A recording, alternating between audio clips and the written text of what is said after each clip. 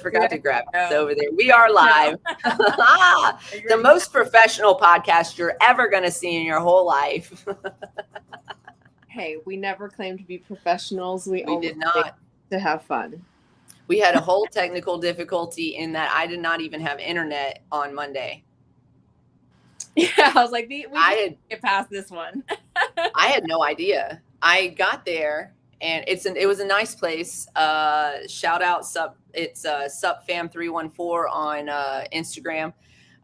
It's a bougie ass place. I walked in, I was like, holy shit. It was so nice. It was like 2 levels, 2 bedroom, 2 bath, nice little yard, whatever. And it was in a cute little town in St. Louis. And yeah, it was nice. So then, but then just hanging out, and then on Sunday I was like,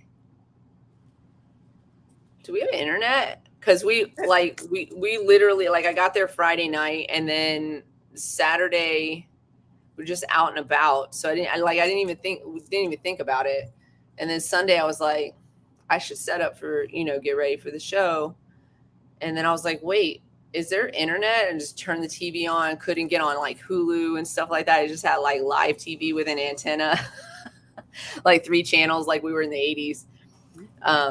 Fantastic. There's like, I mean, legit, it was kind of a throwback because there were records too. We had a record player. We were playing like Grateful Dead all weekend, and yeah, it was good. It was a fun place, but we didn't have internet. Why no internet? Like, just didn't offer it. Didn't have it?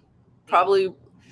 So here's the deal: is that it used to be an Airbnb, and then it was a rental, and I think he might live there now, but I don't know. But I put out calls like, hey, any friendly Airbnbs, because, I want to get down. And he was like, yo, you could stay at my place. And I was like, what's the charge? And he was like, what do you want to pay? I got 2 stories like that from St. Louis now.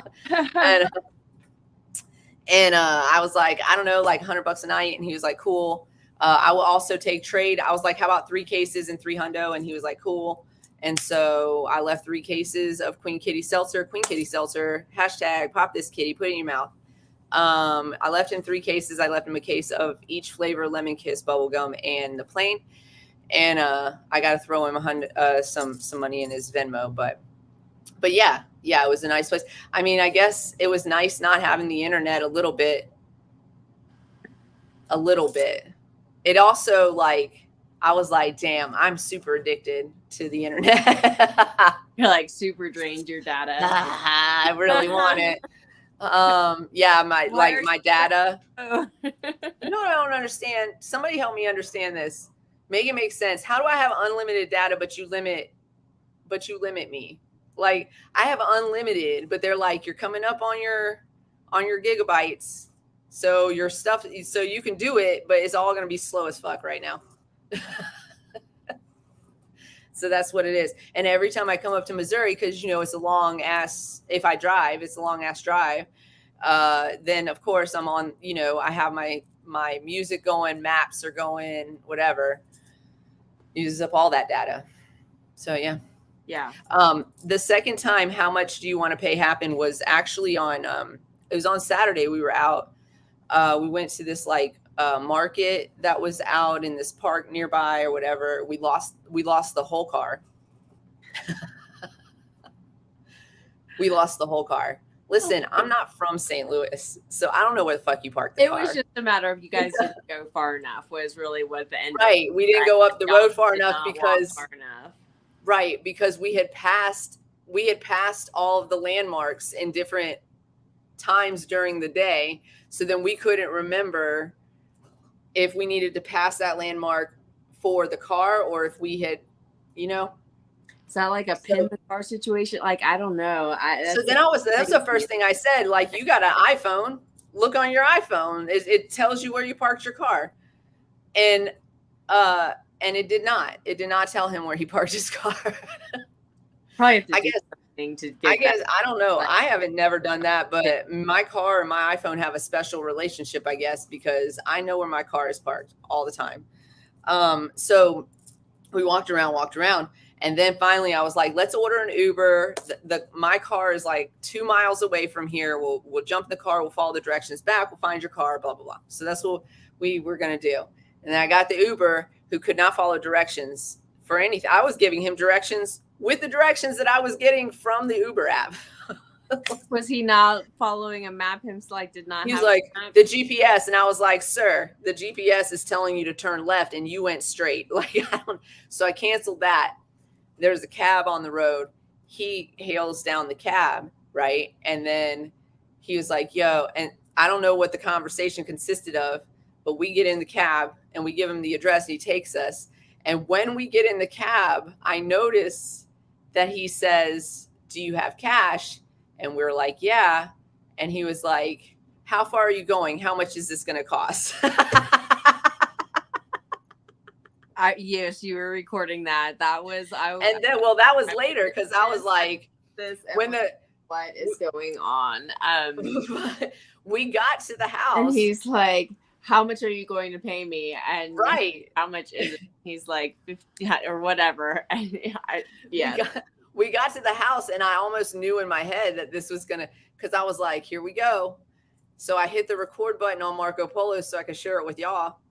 And then, so we stop and he asks again, do you have cash? And we were like, yeah, how much is it? My friend's like, how much is it? And he goes, how much do you have? How much do you have? And he was like, no, how much is this cab ride? And he was like, how much do you want to pay? And he was like, sir, that is not my job. So then he's like, $15, fine. 15. We agreed on 15. And then, the whole $20 bill situation. He's like, you want change? And he's like, yes, give me back $5. Like, we agreed to $15. You don't have a meter. I didn't even notice you didn't have a meter. Listen, I feel safe around my friend clearly because I didn't even notice that this cab didn't have a meter. And I watch entirely too much true crime to not notice shit like that. Like, have y'all pull up or y'all like, had thumbs out? Like, how did he have was it a taxi cab? Like, it was a whole cab. It was a whole cab. It was one of the vans. Or inside. It was a whole taxi cab on the outside and on the inside for the most part. I just thought I couldn't see the meter. I thought, but I got you. Okay. It turns out there was no meter. There was no meter. You guys, I've seen the Bone Collector. I don't know why I would get in a cab with no fucking meter in it. Other than I'm like, I trust you. You're getting in the cab. I'll get in the cab too. If we're going to die, we're going to die together. Like, I guess I watched too much. Okay. It's too much. So yeah, but it was a good weekend. I got to see Dead and Company yesterday, and I'm in Kansas City today, and I'm going to Denver. Most likely I'm going to stop in Denver tomorrow, and then I'll be back in Durango on Friday. Most likely. I'm tired. I know. I'm overdriving. So, 'tis my life. What else? This is the Cannabis Closet, in case y'all didn't know, because we didn't tell you. This is Cannabis Closet. I'm Canna Queen. This is MJ. I'll go ahead and... What does this say? What's that? You almost ended up dead. Hashtag, you almost ended up dead. Well, then somebody else would have had to tell the story, and I hope you tell it on Dateline. Guys, you're about to get highly educated with the Cannabis Closet podcast with Canna Queen and MJ. This is an adult content show with no limitations on subject, language, or actions. Opinions, views, and expressions may or may not be that of the host, their guests, and their subsidiaries. If you aren't sure, don't worry. We will tell you, or you can just take a good look at our faces. They'll probably tell you first. It is time to get this session started. So thanks for rolling up and showing up, and I hope you enjoy the show. Okay, I did it. We have an amazing guest today. Who's on? Where? First of all, is everybody in the comments? Say hello if you're in the comments, because y'all know we can't see you on Twitch and I think YouTube. We can't see your numbers. We see the numbers on Facebook. I even got a little error from the Twitch comment box, so I'm not sure there. I don't have an error from the Twitch comment box, so maybe, I don't know. Could be the technical difficulties that we have not had yet. Hey, welcome. Glad you're here. Do y'all watch? Are y'all on TikTok? Is what I want to know. Who's on TikTok in here? I am on TikTok. Not very successfully, but whatever. I'm there. I watch TikToks. You watch the TikToks. We fail at making them for any of our companies. There's so much going on. Listen, I got into them and then I got shut down. Like right when I got it's because the groove of understanding how to do it, they're like, nah. I was like, I can't. Yeah, so there's a lot going on TikTok. They shut us down almost immediately the second they see, even when we use their filters. They have smoke filters, and we use those filters, and they're like, that's not what that's for. And then they like take it down. You can't smoke on camera. You can't even light a torch off camera. Unless you're a reputable. Unless you have a blue check mark. That's true. You can do it if you're Snoop Dogg or Seth Rogen. Right. Yeah. But generally speaking, we don't have the easiest time as cannabis content creators, if you will, or cannabis advertisers. But our guest today, I don't know, I haven't actually asked him this question, but our guest today is very successful, in my opinion, on TikTok. I absolutely love all of his content that he comes out with. He's a fierce protector of others. I can't imagine a better ally. Some of his videos has made me be like, oh wait, no, you're right about that. Like, I didn't even think about how like shitty that is, Right. So, and my favorite part about him is that there's lots. But my favorite part is the bathtub full of bacon. So let's go ahead and bring him on in, and bring him in. Yeah, Adam. Hello. How are you? I am doing well. This is bacon. Yes, that's right. This is bacon. It's bacon. Is that a real picture? It is a real picture. So you were and that's real bacon. All that bacon. It was real bacon. Yes, I got a bathtub for backyard boudoir photo shoots, and before I asked any models to do it, I was like, I have to do something with it that'll be different than anybody's ever done before. So I was like, I wanted to do like those milk bath photo shoots that women do, like where they're like floating in the milk with the flowers and all serene. Yes. But I was like, I got to do with bacon. So I went to a restaurant supply store and bought every single piece of pre-cooked bacon that they owned. It was 1,000 pieces, and then set it all up, and the rest was history. I'm going to ask a personal question about that bathtub full of bacon. Were there swim trunks involved, or was this? Oh no, I got bare ass naked and just hopped in the tub, and I had my best friend came in and filled me up with bacon, covering it and doing all the coverage and making sure everything looked good. I love that as well. That's amazing. What happened to the bacon after? Yes, yeah. After 2 hours of soaking it in the Florida sun, we took it in. I had a little swamp behind my house where there was a gator in the swamp, and so I dumped it on the beach of the swamp, and the next morning it was all gone. So I'm assuming that the alligator must have eaten it. That's okay. That's excellent. I was like, I hope it didn't go to waste, but also I hope nobody ate that. Right. Or no, maybe they wanted to.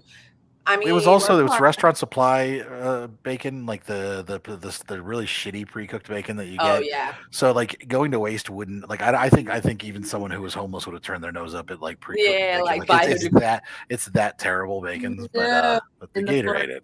No, thank you. Yeah, no, that doesn't sound good at all. It sounds kind of scratchy, actually. Yeah, a little bit. So you end all of your videos with a picture, and this is bacon.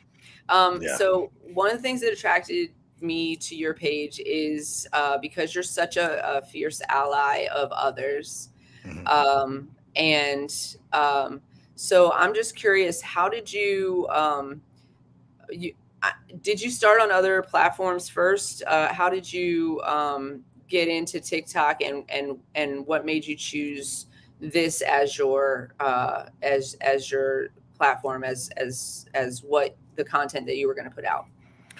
I started with the podcast that I have, Dating Kind of Sucks, that we've been doing for about 5 years, and then my co-host, who's a little bit younger, she's full into TikTok, and she's like, "We got to try this for the podcast." And so we tried one. We got banned almost immediately Yeah, because we just didn't know what we were doing. We were talking about, like, I think sex a little too frankly and things like that.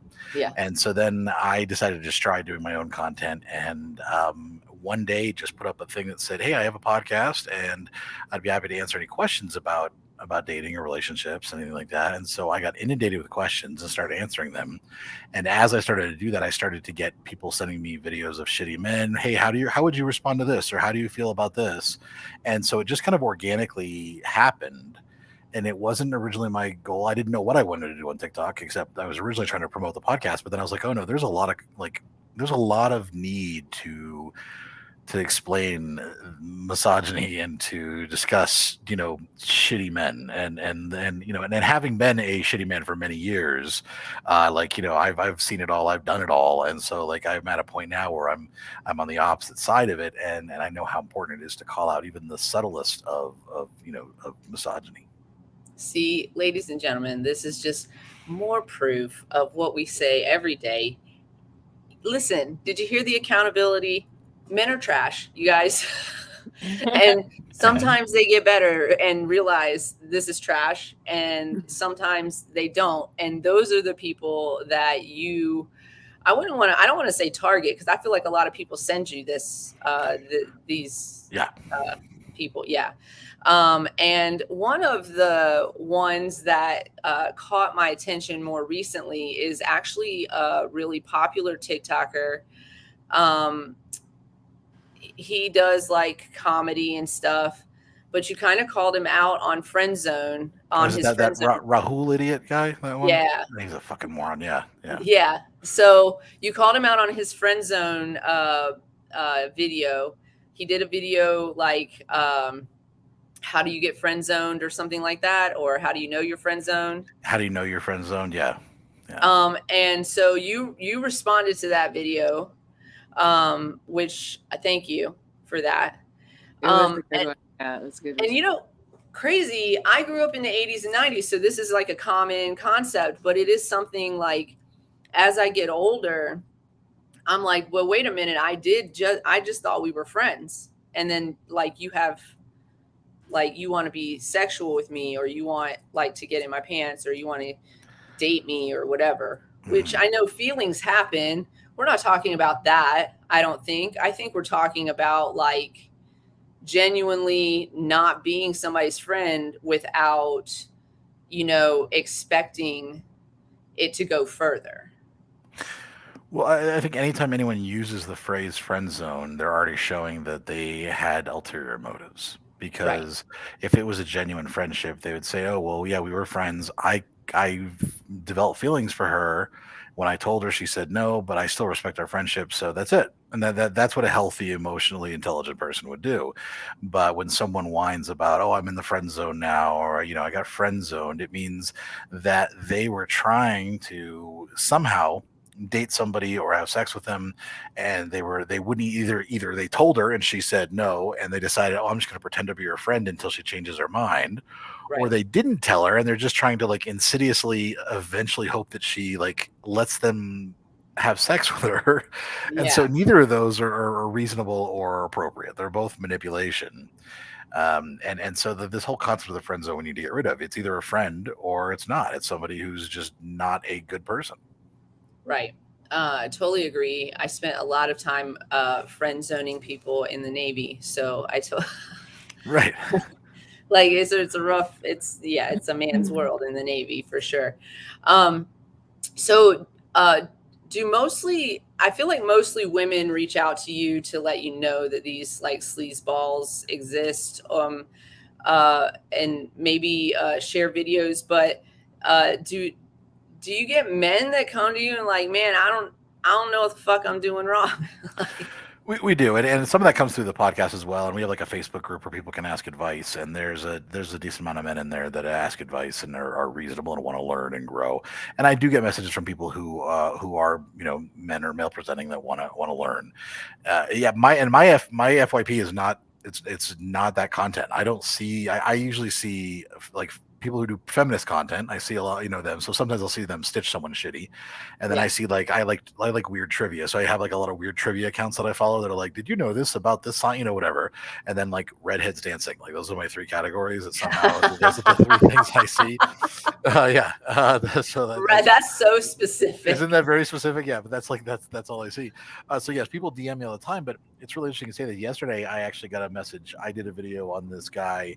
Oh, this really shitty, of course his username is something like Wolf Pack or Alpha Wolf or whatever stupid bullshit that these guys think is important to so put as he's a title, an incel. Username. Well, except he's married and his wife asks him these questions and he goes, oh, well, let me talk about this. And he was talking about the fact that women should, you should give up your boundaries when you're with a person who says they love you. Like you should never, have to say no to sex with someone that says that they love you. And basically saying that you don't have the right to say no. And if you're married to somebody, absolute bullshit. So we talked about coercion and everything like that in the video and calling him out for that nonsense. And I had a friend or a follower just message me and say, hey, listen, I wanted to thank you for this because wife and I are actually going through a rough spot. It's been like 7 months and we really haven't been very intimate. And every time I start to feel like maybe I could kind of like guilt trip her into it or anything like that, I've been listening to you and I realize that maybe we should start talking about what's wrong. What am I doing? Is there anything I'm not doing right now that makes her feel like she's not like doesn't have respect for me? Or is there something going on like in her life that I don't know about that's affecting her confidence or whatever, or her feeling of sexiness? And he's like, so we've been focusing on that and that's actually been very helpful. So I just wanted to thank you. So it was good to hear from a man actually saying, hey, I learned something, because a lot of these men get so defensive at the slightest hint of anything. At the slightest, it's in the comments every time. They blow their lids and then don't understand why people call them toxic or personally, like literally, like they're like mad that it is them, and it's like do something about it if it makes. They're the same ones that are like not all men, but then like why are you defending it then? Right, because I've never felt when I see someone say, hey, men do this or men do that, I've never immediately felt, oh my God, I have to defend men. It's never been like, it's just like, no, obviously that's not, I don't do that. It's not referring to me. She's whoever is saying that is obviously referring to a specific group of people that do that. Why do I have to get all defensive? And it's such a telling thing. It's obvious projection, and when they get defensive about it. White ladies, listen up. We talking to you too. Absolutely. So that was an interesting thing. I had a conversation about biphobia, like being phobic of someone who's bisexual. Oh yes, let's talk about that. Yes, and transphobia. And I had a lot of my listeners are mostly women, or at least female presenting, and I would say a lot of white women. I do have a lot of followers of color, but a lot of them are white. And they did not like me saying that if you wouldn't date somebody just because they're trans, that you're transphobic. They despise that idea. And there was a lot of women that were getting very upset who were followers. And anytime I'd say anything against a man, like, hey, like say, men, this is shitty behavior. You don't get defensive. You need to learn from this. They're all on board. And then as soon as I say something that affects them personally, they're like, oh no, I don't like that at all. Like that's not true. That's just a preference. And they got really upset and really, and it was very telling. And it was something the first time that had happened to me. Right. I don't think so. I am polyamorous and I actually just started this journey a couple years ago. But I just think that a lot of people just live in this bubble of cis monogamy. that anything outside of that bubble seems like it's okay if you do it, but don't accuse me of being phobic if I don't do it. You know what I'm saying? And so, because they live in this bubble of like this really structured idea of what your romantic relationships should look like. So like for me, I get a lot of people thinking that it's just about sex, that it just opens me up to be able to like cheat freely or whatever. And that's like totally not what I'm about. It's not what that everybody that likes you should like them. And then everybody, Yes. like it's a big orgy over here in polyamory world. It is not. It is in fact not a big orgy. It sounds fun, not happening. At least not for me. I mean, other people might have a different definition of what their relationships look like, but I feel like a lot of what you put out and creators like you put out is that kind of challenge. It's a challenge to think outside of your monogamous cisgender world. It's a challenge. I think that, and the same goes not just for polyamory, but for like someone who's bi or pan. They think that means that someone who's, who's is bisexual is gonna just fuck everybody, which always not the truth, not the case. Or you're not bisexual if you're a woman with a man, right? Then you're cis. Like, no, I'm in a heteronormative relationship, but like I like other. Yeah. And I understand that nobody likes being told, hey, this is like, this is systemically racist, or this is systemically transphobic. But it was the same kind of thing. It's like, it's something you have to work on because it's inherent. It's not something that you're consciously doing. But like, if you, for example, if you say, well, I don't date black men. Like, if you say that, that's systemically racist. And it doesn't mean you're a racist. It doesn't mean it just means that's a systemically racist thing that we have inside us that we have to work through. Because I can tell you, you haven't seen every black man on earth. You don't know every single black man. And so what you're relying on are systemic biases and inherent, tropes and stereotypes. And that's what's making you say that. And so but I understand why people get defensive because like, well, I'm not racist. My best friends are black. It's ridiculous nonsense like that. Yes. So it can be hard when you're told something, and that's what men get told a lot. Hey, this is misogynistic. You have male privilege. You're inherently misogynistic, and they get defensive at this. And I understand why, but they have to work through it. Mm-hmm. Yeah, it's scary being a part of a group of people who have poor examples publicly. Speaking as a white woman, it's tough. It's tough. Sometimes listen, you guys, we've talked about this. I've grown up a lot over the years, like a lot. My 20s looked way different. My mindset isn't different. I still believed in protecting humans and making sure that humans got their needs met. But also, I grew up in the 80s. We had 3 channels. They all showed the same shit. And it was like poor black neighborhoods. They were shooting each other and they were robbing each other. And they're bad. They're inherently bad because they live in these neighborhoods and they look how they look and they're dangerous. And like, this is what we were told in the 80s, And then I lived in the South. Okay. So compile that. Right. I never believed anybody was bad, but also I lived in this bubble where I learned things that I had to unlearn when I got out of that bubble, and I got the fuck out of that bubble. And we learned about sexual relationships from Cosmopolitan and white magazines, and and so it's not like the movement and everything. And now I'm sure things have changed. I don't read magazines like that anymore. It hasn't. Those magazines still say the same shit. But I think that having social media, it's a different world now, in terms of learning, the capability to learn about, I just even having Josue on and the cakes that he does and the education he does just by presenting the different pride flags and saying, this is what this is about, and learn about who these people are and, what love is, love is love. And I think that's, I don't know, awesome that you have this message to help people to just say, like, we can Do you think the change in because older people are I mean, there are some young people too, but older people, generally speaking, are the ones that are being more called out for these behaviors and things. And I've been noticing that like young millennials and the Gen Z are like, we're not putting up with this shit anymore. Yeah. Do you think that your messages are well received because of that type of, like the TikTok audiences tends to be younger too, but just generally speaking. But I think, well, do you think that that the people are just ready to accept that message that no more bullshit?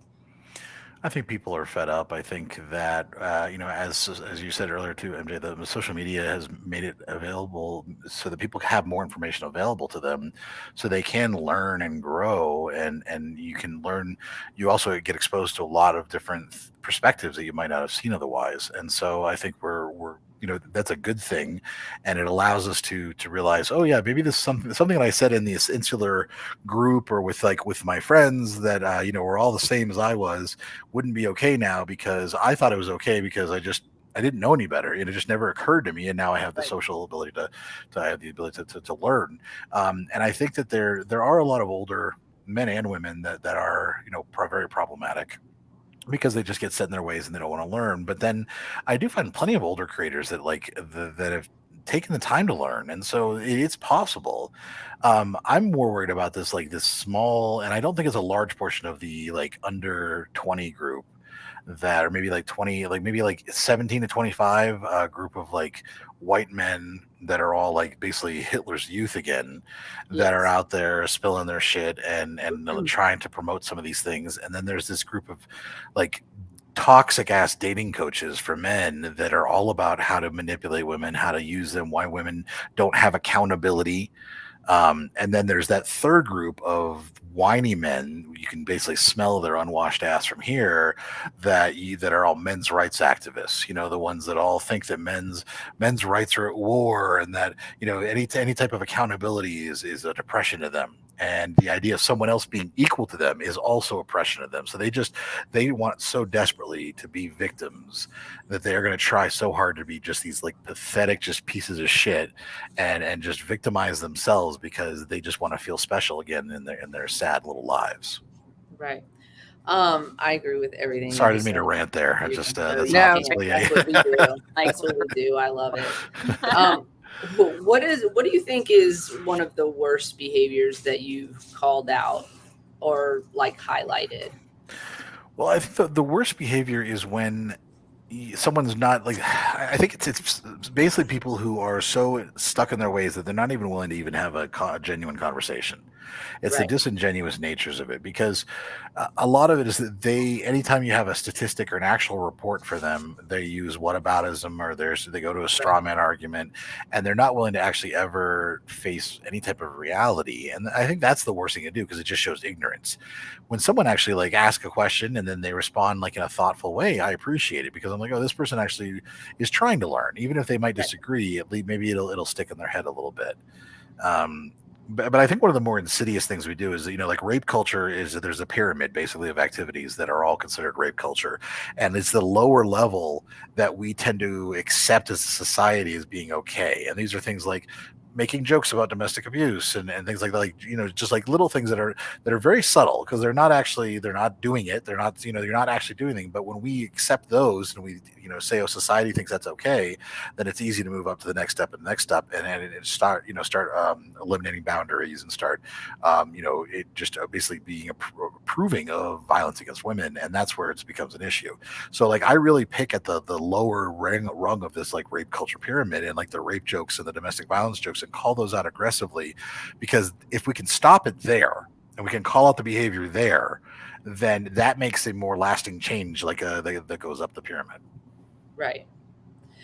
This is what we like to see, is because we always say that, we could say something about it, and we do say something about it. But honestly, if you don't talk to your friends when they're doing these things, then they're not gonna. They obviously have zero respect for others. So Mhm. it takes somebody like them to say, "Hey, that's not okay." That's the most important thing is what men can do is call it out in private. Right. And because calling out in public is important, but the calling out in private, calling it out when someone says something, hey, that's not really, let's not do that, or we don't do that anymore. Like that, we're Yeah. better than that, is very important because it's and a lot of men don't understand this too. It's not that every man is bad and every man who just stands around and doesn't do anything is somehow a rapist and that's not the situation. There's a lot of men who are just quiet and they are Right. just trying to just get by being neutral. But when you have a society that's systemically misogynistic and patriarchal, being neutral is bad. You Yeah. can't be neutral. You have to be proactive. And so the more men that'll speak up in private against behavior will also inspire these neutral men to agree and say, yeah, you know what? I agree with him. I'm also not okay with this. I just didn't say anything earlier. I'm sorry. Right. And so that's actually who I'm trying to speak to a lot with my audience is it's not the guy that I'm stitching. I usually block them anyways because they're just going to whine about it. They're going to try to report me for bullying them or whatever. Right. So I'm not trying to engage with them because they're obviously they're putting this content out there. They believe what they're saying, but it's the people who are watching me who are quiet. It's the ones who are neutral. Those are the people that I want to encourage to try to speak up against it. And I've seen that happen. I've seen new accounts pop up where they'll tag me in some of their videos because they're trying to like, hey, how did I do with this? Or was this the right way to do this? And so that's really the important thing that men can do is to speak up. We have a question. Well, it's kind of a question, but this person says, I'm a victim of abuse, and sometimes I find those types of jokes funny. It's kind of a question being, I guess, asked is there a line in, I guess, in those types of jokes that where something could be acceptable? I know as a person who is also a victim of abuse that I deal with a lot of things through humor. Um, when I was younger, I definitely made little stupid jokes that were violent in nature about abuse. Sure. For me, I think it was a something I did as like to protect myself Right. from other people. No, you can't make fun of me because I already make fun of myself, right? What do you think about like that as from a woman's perspective? I mean, I'm asking a man, you guys. I'm asking a man what he thinks about this, but no, but I mean, I kind of understand where this person is coming from, but also like I agree that maybe there isn't a fine line there. That this could be maybe here's harmful. it's actually not that complicated. I mean, the concept of dark humor, what you'll find is you're going to find like edgelords who be like, oh well, it's just dark humor, anything can be funny, and they're making jokes at someone else's expense. They're making jokes about an oppressed or marginalized group, about someone experiencing abuse or violence or rape, and they're thinking that that's dark humor. That's not dark humor. That's just punching down. It's easy. It's the easy. It's just it's low hanging fruit. Someone finding that funny because they've had abuse and that's how they deal with it, that's dark humor. Like what dark humor is, and that's a healthy way to deal with tragedy and trauma in our lives, is people who make jokes at their own expense or laugh at jokes that are somehow that resonate with them Right. because of things that have happened to them, and that's perfectly acceptable. There's nothing wrong to like laugh at them because you're like, that's how I deal with it, is I would make a joke about it. Yeah. But at the same time, Okay. you can understand that the person who's making the joke, they might not have the intention of this is not how they deal with trauma. They're just being a shitty human being. Right. And so those two things could be exact truth at the same time, and they're not mutually exclusive. Yeah. That's like literally the perfect answer, because you're not really making fun of others or laughing at somebody else's expense. You're laughing to heal. You're laughing to protect yourself. So yeah. There's also that those instances too we'll see of like women who are being stalked or having uncomfortable situations with a man where they'll laugh out of a tone policing, because women have been told their entire lives to tone police themselves, to stay Yes. quiet, to be polite, don't be rude, and so they'll laugh at things that they're just trying to laugh to survive, because they want to survive the encounter, the interaction with this person, and get Right. away. And that's another type of laughter too. Yeah, that's true. So the other question is, how could we possibly vet whether people have had those experiences? You can't unless they tell you. You don't know if somebody else has had that experience, and I think that's the point. Is that's why those jokes are shitty, because you don't. Well, right. And they also promote that type of culture, like that type of behavior. If we're laughing about it, then it must be okay to behave that way. Well, yeah, because I mean, like I said, if it's a cis white male joking about a woman being raped, he's not talking about his experiences unless he rapes somebody, and so like he's not using dark humor. He's trying to be an edgelord, and so that's the difference. Is that someone who, if a woman tells a joke about her traumatic experience and how she, like a lot of women comedians are fantastic at turning the like dark experiences into humor, then we can tell, like you can really tell, because there's an honesty to it. But if it's just a stupid one-liner joke that's been around since the 1950s, it's just had a 10 different iterations since then. Right. That's just someone being an edgelord, and they're a piece of shit. Yeah, agreed on that. Yeah. So, and then like it's not the person who's laughing at the joke that we're talking about. We're talking about the person telling the joke. And yeah, so, and so I have heard some female comedians, I mean, comedians in general, most of them come from some trauma. That's where a lot of our comedy comes from. And they use that trauma to first of all build their career, but also like, it's a healing process. Joking, I've done some stand-up myself because it's like very healing and it's fun to make other people laugh. But you're right, there's a way that it's done that is not promoting that culture, but rather giving some power to the person who experienced it. Mm-hmm. That's very true. I mean, I did stand up for 10 years. I've taken a break over since the pandemic, but I toured the country doing comedy, and it really was something where my material, there's some jokes I wouldn't do anymore, because I'm like, I don't really feel good about them, because like over time I kind of started to feel like maybe I was just making fun of a group of people, even though it wasn't my intention. And but a lot of my material is about me, is making, I'm a fat guy, so I talk about weight and weight problems and things like that, and dating issues and all of that. And it is a way to process your trauma. It's just a kind of therapy in some ways. Yeah, absolutely. So I'm going to ask, I actually, I feel like we skipped around on this, but I actually want to go back to the, Sure. Dating individuals, being transphobic, and etc. How does so for the person asked, for me, I'm like, if I'm attracted to you, I'm attracted to you. Right. I don't care about anything else. Generally, I'm in heteronormative relationships, but I'm attracted to others fully, like all day. Sure. But how do we differentiate from, just general attraction as that being the preference, and phobia, being phobic? Yeah. The way that I try to say it is that we're not attracted to genitals. Like, yes, I'm sure that like you see a dick, you're like, oh, that's a nice dick. I mean, that happens, obviously. I mean, everybody's seen a nice dick occasionally, but you're not attracted just generally to genitals. Right. And what you are attracted to is people.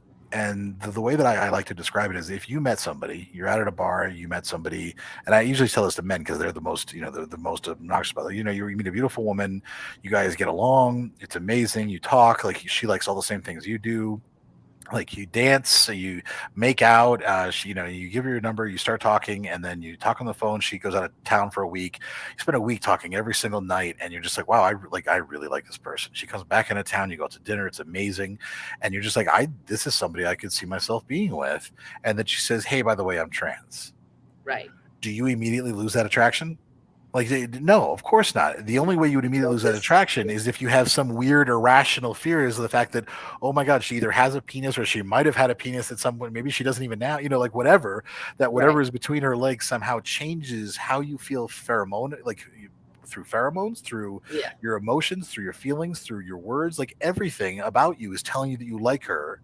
And if all of a sudden you decide I am no longer attracted to her because of that, you're transphobic. If your sole reason for not liking somebody is because of their sexual orientation, their race, or their cis trans status, that's your sole reason, then that is a phobia. And people will argue too, and that's why I want to say this too, that phobia means a fear. And I went through the whole definition, and I'll do it briefly, but phobia doesn't just mean a fear. It also means someone who's trying to, like, an irrational dislike of. And so if you have an irrational dislike, or you're trying to obviously just, stay away from somebody because of that, that is the same thing as a phobia. A phobia doesn't necessarily mean you're terrified of it. It means that you rationally want to distance yourself from it too. Right. Got you. Yeah, I feel like that's the perfect way to explain that. We, like, as far as we're not talking about sex in that situation. First of all, I don't feel like when we're talking, because when we talk about, well, what about gay people? What about lesbians? Right? Lesbians don't want to date men. Does that mean that they should? But does that mean that they have a phobia about men? No, it just means that they literally love having sex with women, and they know that. Well, right, like, because our sexual orientation is ingrained us, who we are, like who we like. Right. That's not, but if we're excluding someone based on a specific status, that's a little different.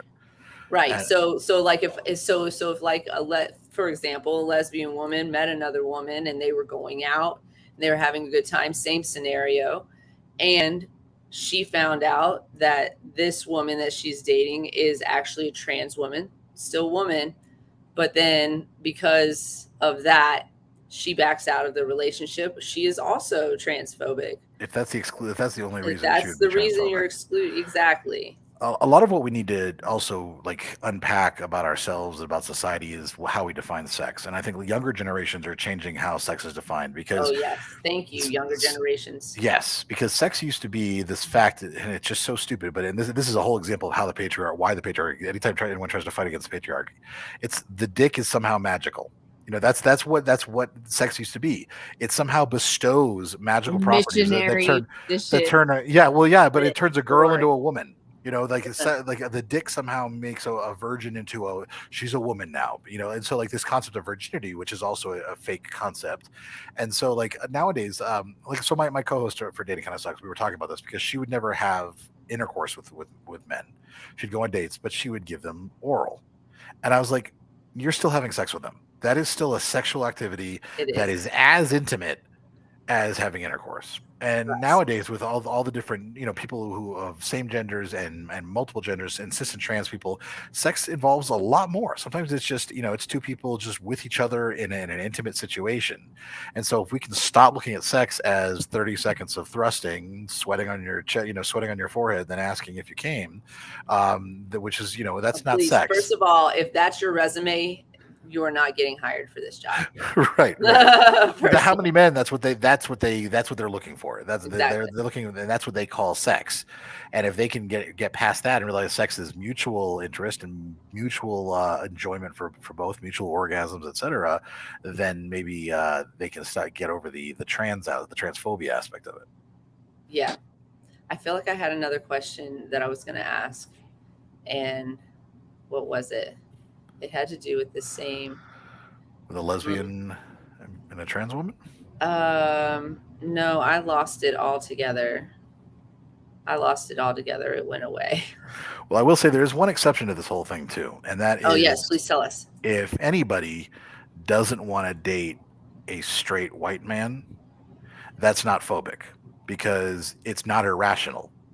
Because it's actually irrational to try to stay away from straight white men, like, because they are dangerous. Yeah, they're statistically dangerous. And so, if you're like, I don't date straight white men because I just, I only date men who are queer. I only date men, men of color.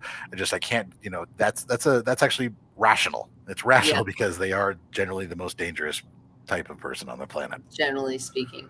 Damn.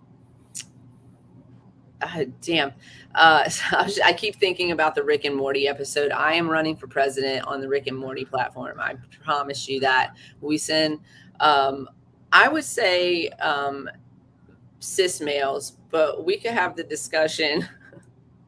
But we send all men to another planet and then just send a robot up there to grab the procreation materials necessary, bring it back down. Yep. And Gazorp. Yep. I mean, yes, thank you. Yeah. I'm for that. So I'm glad that you clarified that too, because I have been having this whole conversation. I'm not a scientist. You guys know that already. But is there something in the cis white male's DNA that makes him, it has to do with nature a little bit too, because it's really a thing in America really badly, but it happens all over the world where cis white men happen to just be the most dangerous animal on the planet. And I'm wondering if there's something in that's different, like biologically speaking. Well, my theory, and it's not just cis white men, but it's straight men in general of all colors and persuasions, and not just and straight cis men. The straightness is a big part of it because of toxic masculinity. Because sexuality is a spectrum; it's a very broad spectrum, and if people were actually honest with themselves and were not worried about society, not worried about what anyone wants to think, but genuinely honest with themselves, they would find out that they are somewhere on a scale. And they're not 100% straight or 100% gay. I think very few people are 100% straight or 100% gay. Even, and so there's this wide spectrum. So anyone who insists that they're straight already is giving into that toxic masculinity a little bit. Yeah. Because so once they're giving into that, they're saying, well, this is what men do. Men are stoic, and men aren't gay. You don't do gay things. You do manly things. Men drink whiskey. Men don't drink fruity drinks. Men know how to fix things. Men don't show emotions except when we get angry and punch holes in walls. Like they have all this like conflicting toxic masculinity. And then because they can't even express how they actually feel about humanity and about other people, it boils down to this projection of hatred.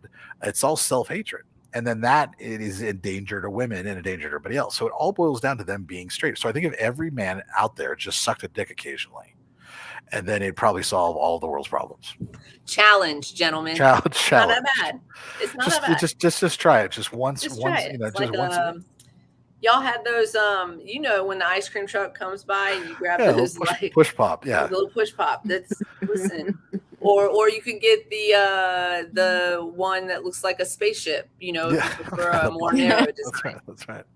But I really think that it is all just about them having this inherent just hating themselves and hating who they might be, and so they project that onto the world. And you'll see so many men that like are straight and manly men and all of a sudden come out as gay and like leave their wives and all this and leave their whole family behind because they don't feel like they're real men anymore. So then they're gay and they're still subscribing to toxic masculinity, which is just about as stupid as you can get. Yeah.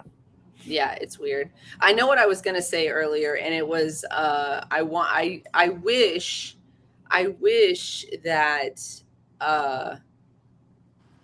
I didn't grow up straight. I wish I didn't grow up straight. And the reason I wish I didn't grow up straight is not because of, I'm happy that wasn't one of the challenges hurdles I had to leap. My mother wouldn't have cared, but we have other family members that probably would have given me some kind of rough time about it. But I wish I hadn't grown up straight for me now, for older me, for future me, because I feel like in the LGBTQ community, there's so much openness to sexuality. There's so much openness to exploring differences and exploring even down to like the idea of polyamory, the idea of not having just one partner, and being safe about it, of course, but I wish I'm learning to embrace more of myself now as I get older and more confident. But I feel like, just being kind of in circles with individuals of that community, I feel like, man, I was always so envious of how free it always felt, and their stories were fucking wild. I was like, that's fucking hot. Like, why, but we live in this, like, this cube when I don't know, straight feels boring almost. Not every, you guys are not boring. I'm not calling you boring. But what I'm saying is like, there's this, it's like when I lived in Greece after having lived in America my whole life. And like, we're prudes here, y'all. We're straight prudes. Oh yeah. And so it's kind of like that for me. So I'm glad that definitions of romantic relationships are changing, and that there's not a one size fits all societal model anymore. I really love that. I feel like I have more freedom to be who I need to be as an adult woman. Absolutely. And as long as we don't start going back to the old, the dark ages and the next, Handmaid's Tales. Handmaid's Tale life. But I know I agree. And I think it is good. I think it's more freeing in some ways. They did have more freeing lives at the same time. It was also harder for them too. Yeah. But being straight, honestly, because I think most people aren't 100% straight, very few people are. It can be harder as someone who's straight, because it's more uptight, because they have to constantly like be vigilant for, oh my god, I can't have a thought that might be not straight. Oh my god, what's going to happen? And so they have to hold on to that, and like it's like having a secret, and you're like, if you just let it out and you just be yourself, life is so much easier. I agreed. For me, it's I feel like I get to embrace the little bit of sluttiness that I love about me. Right. Like like I get to embrace it. Like, yeah, I'm an ethical slut, so I get to like embrace that, and then love to as much capacity as I want. And I feel like that's what it is for me. And I love that that I'm learning new definitions of what those types of relationships should look like, or can look like. Not should, but can. Well, it's like the concept of body count, which I hate that phrase, but the idea of how many partners you've had, that straight men are so worried about. Like, if a woman has too many partners, she's worthless, But of course, if a guy has a lot of partners, he's a stud. But if you look at non-heteronormative couples, nobody gives a shit. Nobody fucking cares. Yeah, and women don't care how many. Like, women aren't asking a man, "Oh, how many partners have you had?" either. But women aren't asking other women, and men aren't asking other men. Like, gay men don't care. Like, it's not a thing. It's just but straight men are using it as some type of capacity to shame. Or my theory is that they're just so they don't want women who have a lot of partners because they're terrible in bed, and so they don't want women to do that. Too, but I think there's a level of control for their partners too, right? So they can like for example, they can cheat, but we can't. Like in a relationship where a man cheats, if a woman were to do the same thing, he'd leave while she stuck around to see if he was going to do better, right? Yep. In a lot of relationships that happens, and I think that idea of you can only have so many partners, but I can have like 200, is that control piece. She's mine, she belongs to me, and that just means to me that man doesn't know how to do math correctly, because that don't even make no fucking sense. Right. As far as women to male ratio, what do you think? We just not out here fucking like, right. Like? Yeah, logic is never their strong suit when they start talking about things like this. Never, ever. Well, we're almost coming up on our hour mark, and so it's almost 4:20 on the West Coast. We're going to celebrate that a little bit. But we always do, what we have been doing lately, and the audience seems to love it, is Would You Rather. I did not bring any cards today, so I don't know if I have a Would You Rather. I feel like I'm going to have to come up with one on the spot. I was thinking of a really gross one today because because I was listening on the way here to Kansas City. I was listening to a murder podcast about if you guys know about Dylan Redwine. I was listening to a podcast about his death, and we got 20 seconds till 420. Let's get through 420, and I'll tell you why I was thinking about this question. I'll tell you what the question is, but I do not expect anybody to answer it because it's really gross. And I could not answer it myself. So, and it is for her screen went dark. So it is 420 on the West Coast. Light them up if you got them. Holla, holla, West Coast. Am I back? You're back. I'm back. Holla, holla. Okay, so happy 420 West Coast. This is gross, you guys. I can't even believe it went in my head. But okay, let me just give a little backstory. I'll try to keep it short. Is Mark Redwine is accused of and in prison for murdering his 13-year-old son. It was many years ago. I think it's been 9 years now since he went missing. He reluctantly flew to see his father for Thanksgiving break, and text his mom. Said I met up with my dad, and then next thing you know, nobody can find this kid, and they don't find him for I think well over a year. I think they started finding parts like 4 years in. Anyways, they found out that Mark Redwine was kind of a disgusting creature. I said before that I'm not into kink shaming. You do what you do, boo boo. Hey, listen, okay, but however, so there are pictures of him wearing an adult diaper, and then there are pictures of him with said diaper in his mouth, and it is full. And so then I was like, man, I got to come up with a would you rather for the show today. And then I was like, would you rather? Well, I was talking to my husband on Marco Polo, and I was like, ooh, this man was gross. This is what he did. And then I came back and I said it was his own shit. And then I said in my head, would you rather it be your own shit or somebody else's shit in that diaper that you're putting? I'm sorry.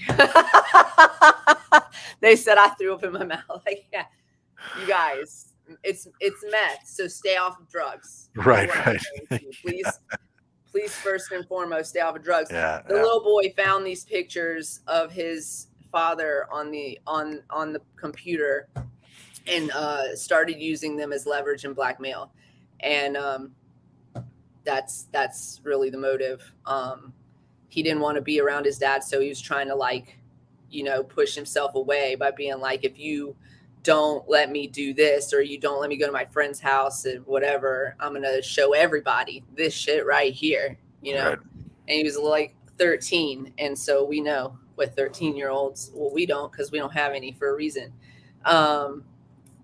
But unfortunately, that did not end well for him. But his dad was like a freakazoid, so that's why I came up with that. But that is not the question I want to ask. Y'all don't answer that question, please don't. I don't want to know the answer to that question at all. I'm sorry I made you think about it, but I had to think about it. So let's see. I don't know. Now I'm on the spot.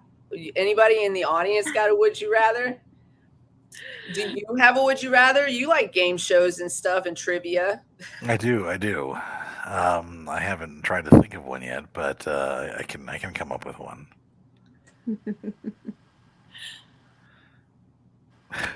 If I had known, I would have definitely come up with some I should have said. I just, I was driving and I was like, what do I do? Let's see if we could. Okay, let's go with a little themey here. We already know that you've done a bathtub full of bacon. How So about this? I've got one. okay. Would you rather have your nastiest sex tape shown to your grandparents, or be forced to watch your grandparents' nastiest sex tape? I already know the answer to this question.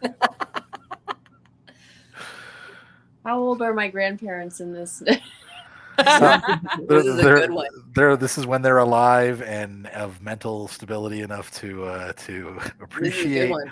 what it is you're showing them, or that they get shown by somebody. Audience, go ahead and answer. I am a voyeur at heart, so I'm a watch. I'm the same. I'm a watch. Yep. I grew up in the 90s. Voyeurism was very popular back then. I will watch. I would be like, grandma's freak. And because I feel like too, because I am so like alert to myself that I'm like, you know, like if I make it to like grandma age, whatever that is, I hope it's still working and whatnot. I would get down. Yeah. I hope. Well, ideally, your grandma. I mean, I think if there's nasty, they might be younger in it too, so it wouldn't even really be. They're necessarily going to be That's old. why I was like, "What's the?" Yeah. Because I'm a voyeur and an exhibitionist, but I think I would watch too. I think that'd be the thing. I'd be like, I'll watch it. I'd be like watching like this. I have a new joke I'm working on about discovering that my grandma was a squirter, which just based on this whole series of events, and so like I think I have I'm desensitized to the whole concept. I want to hear the joke. The joke is so I wait until you're ready to release this. Basically, so the last year I've been a nomad. I left my house in Florida. My landlord sold it out from under me last year, and I've been traveling the country, just staying in places, staying in Airbnbs and stuff for the last year. And the first place I visited was my grandparents' cabin in North Carolina that they've had for years, that they no longer visit. My grandmother has passed away years ago. My grandfather's 90. He's never going to go back there. So I was there for 6 weeks, and I was staying in the master bedroom, which was just their bedroom, like statues of Jesus everywhere. Like it was it's decorated in old people, Irish Catholic old people. And I brought a pictures now. I met a date. I met someone on Tinder, and we went out, and then decided to come back to the cabin, and we were as we were making out, she warned me that she was a squirter, and I was like, that's fine with me. And we go to the bedroom, and she undersold herself a little bit, and I think maybe she didn't necessarily expect it, but I would have called her like a fire hose. Like it was crazy. I've never been with someone like this before, but like during foreplay, like my arm was soaked to the elbow. Like it was insane, and it was incredible. But we're having a great time, and we have sex, and like she's on top, and as she's coming, she's basically just like the whole bed is just getting soaking wet. I can feel it. I feel like I'm in a little puddle. So then she leaves. And I'm like, I can't sleep in this. I'm gonna have to sleep on the couch, but I have to wash all the sheets and try to, get everything ready so I can use the bed in the morning. So I pull off the sheet. There's a fitted sheet, and I pull that off, and then there's of course the underneath the fitted sheet is another flat sheet, which I thought was weird. So I pull that off, and then there's one of those egg carton like things to soften the mattress, those, and that's soaked through. So I pull that off and put that in the wash, and then under that is another like two other flat sheets, and then another fitted sheet. And these are soaked through, and then a plastic sheet underneath that. Plastic sheet. You're right. So then I'm doing all the laundry and washing all the sheets and getting them in the dryer stuff. And I wake up in the morning and they're all dry, and I'm putting them back on the bed. And I'm like, why are there so many sheets? And the only thing that I can think about is that grandma was a squirter. And so they had layers of sheets all set up on the bed for whenever they had sex, which was probably a decade earlier was the last time anybody had sex in that bed. And just never changed this, like never took the sheets off. You didn't go to possibly grandma was peeing in the bed because she was in college. No, of course not. No. I went immediately to that. I found out my grandma that my little Irish Catholic grandma was a squirter. Yes, that's where I went with it. Yes. Oh my god. So that's the story. That's the actual story. And so now I'm trying to work on how to get it situated so I can actually make it into a bed. I cannot wait because that's going to be fantastic. Yeah. I have one more question, and then if MJ, she might have, I don't know, But I have one more question, and that is, what made you choose your beard color? Oh well, right now it's faded, which I'm not too happy with. I need to touch it up. But I've been dyeing my beard for about 4 years. I had a girlfriend who had blue hair, and she was redoing her hair, and I was like, hey, let's do my beard, and I'd never done it before, so we went through the process, and then I really liked like being able to change up the colors. So I went full hot pink one time. I've gone all types of different colors, like a bright orange, which was really kind of fun. And so yeah, this is just more of a kind of like the purple and blue, and now it's become kind of a teal. Yeah. Yeah. And it's It kind of yeah, looks like Charlotte Hornets colors. I don't know who that is. That's a The- basketball Oh, team. basketball. It Oh yeah, was okay. basketball. My I don't know. sporting Are they? knowledge. My sporting knowledge is zero. It's a sports ball I team. have no idea what she just said either, but that actually okay. answers. I don't know all if they're my even still a team. Yeah, but yeah, no, it's fun. It's just it's a pain in the ass to touch up occasionally because obviously Yeah. I have to re-bleach it and all that. But it Yeah, is. you have to bleach it every time. Not every time. Like right now, when I touch it up, I'm just going to add more blue to it, and it'll just Yeah. kind of revitalize the blue and purple. But if you wanted to change it up, yeah, then I'll just strip it all down to yellow. does it hurt to basically. bleach your face? You have to be careful. I've actually given myself some chemical burns sometimes under my beard that I didn't notice till after they kind of healed and scabbed over, you know, like, and then I was you do brushing. it yourself. You do everything you're on. Oh yeah, everything myself. Yeah, so I just have to be careful not to leave it on too long and not to have it, make sure it's not like up against my skin, but that it's all in the hair being put, and I kind of pull it out and everything too. Cool. But otherwise, yeah, it's not bad. I lied. I have one more question, and that Yes. is, where can we find you? Well, you can find me on TikTok at Adam Avitable. And then I'm also a photographer. My photographer's on Instagram at Avitable, and that's where everything else is just my last name. For some reason, TikTok, I use my first name and last name. I don't know why. I do have 2 podcasts you can find. Dating Kind of Sucks, where we talk about this type of stuff all the time. And then I also have a true crime podcast that's called Angel at the Starlight Motel. And it is about it's about a stripper that I went on a date with who ended up going to prison for murdering her boss, the manager of a strip club. Yeah, she's serving 2 life sentences now. And I got in the wake of this happening, this guy who was obsessed with her wrote a book declaring her innocence, and he sent me a copy of this book. It's a private book; it's not published, and he's insane. He's like an insane sociopath, and he's obsessed with her and thinks that she was framed. And so I read his book chapter by chapter, and I do commentary on the reading of the chapters.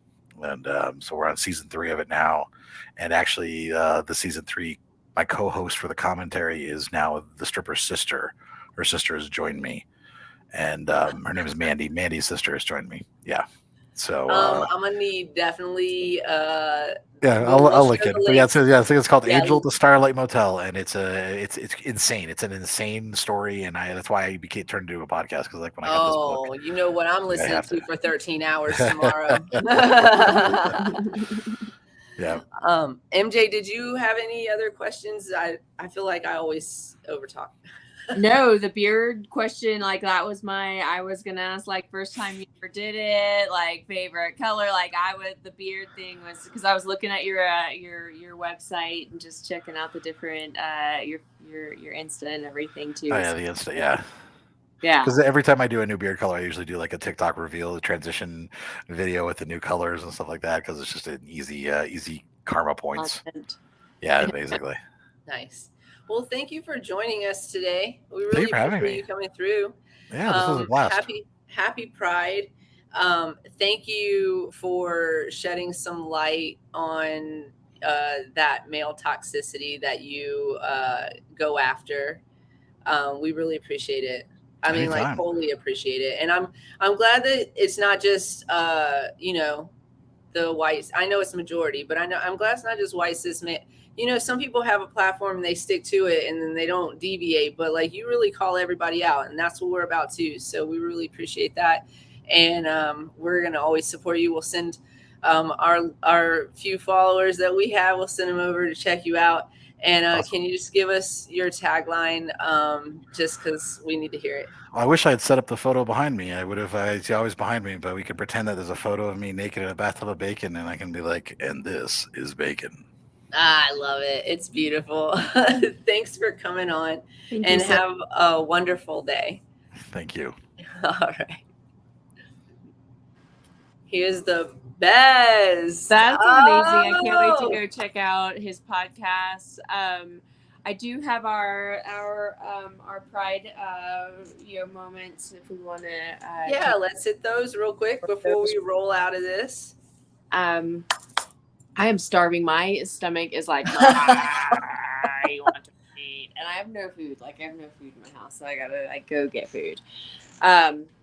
All right, so my first one today, we have James Baldwin, and I went ahead because the sentences didn't even highlight him at all, so I went ahead and Wikipedia'd him. He was an American writer and activist, born in 1924 and died in 1987. But he was a writer and garnered acclaim across various mediums, including essays, novels, plays, and poems. His first novel, Go Tell It on the Mountain, was published in 1953, and decades later, Time magazine included the novel on the list of the 150 best English language novels released from 1923 to 2005. His first essay collection, Notes of a Native Son, was published in 1955. The Wikipedia goes on to talk about, of course, all of his accomplishments, but he really, his works were fictionalized and fundamental personal questions. So he took basically things that he experienced and turned them into stories for people to associate with. He was talking about, being gay, being Black, race, class, everything in 1956 in his, before all of the whole movement, before the gay liberation movement began. So check out his Wikipedia. That's James Baldwin. And and then the next we have. I just want to say, I'm just pulling him up right now. And I just want to say that he he spoke out hard. He didn't even care how people were gonna, maybe he did, but he really did speak truth to power. Like, he was really a hardcore activist for himself and for his community. This is I just pulled it up so you guys could take a look at some pictures. But yeah, definitely go check out the Wikipedia page. Very interesting gentleman and very outspoken for what he believed in, and that's amazing. Films based on his writings, just. So, and then I did not Google more, but I was going to.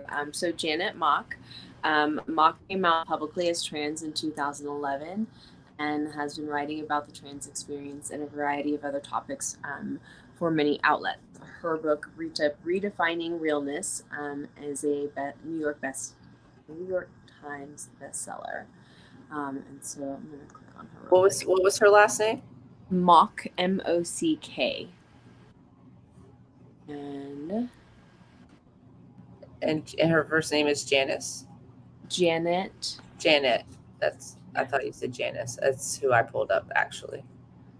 And I love her dress in this picture that I'm looking at. It's a beautiful green dress. She's beautiful. I just wanted to pull up the pictures so that our audience could see who we're talking about, and can just go look her up and read more about her. But this is Janet Mock. You've probably seen her, even if you didn't know what her name is.